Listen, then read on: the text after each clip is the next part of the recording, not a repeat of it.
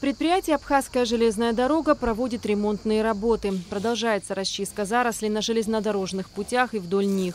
На особо тяжелых участках используется крупная спецтехника. Основные работы связаны с заменой части железнодорожного полотна. Стрелочные переводы, как правило, лежат на деревянных шпалах, по большей части прогнивших. На данный момент ремонт ведется на нескольких железнодорожных станциях. Шпалы наши железобетонные, которые остались у нас после капремонта в 2011 году. Их у нас в достаточном количестве. Деревянные шпалы тоже нужны, тоже мы сейчас получаем их в большом количестве. Так что материал у нас есть и ведутся работы своими силами.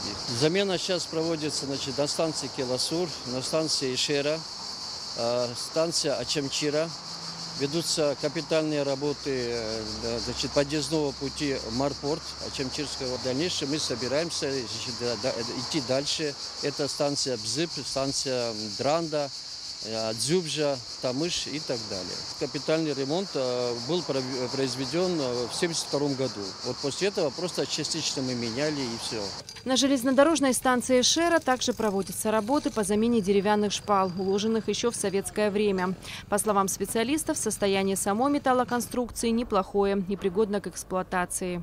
Здесь рабочие, которые работают по текущему содержанию пути, их 9 человек сегодня.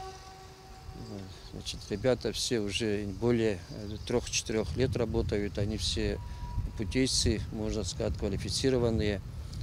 Работа выполняется ими. Мы надеемся на них. Это единственная такая основная бригада, которая работает на линии на сегодняшний день.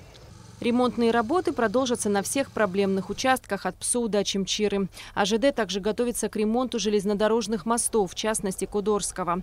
Все работы проводятся за счет средств республиканского унитарного предприятия «Абхазская железная дорога». Эсма Гуланзе, Тимур Гугохи, Абхазское телевидение.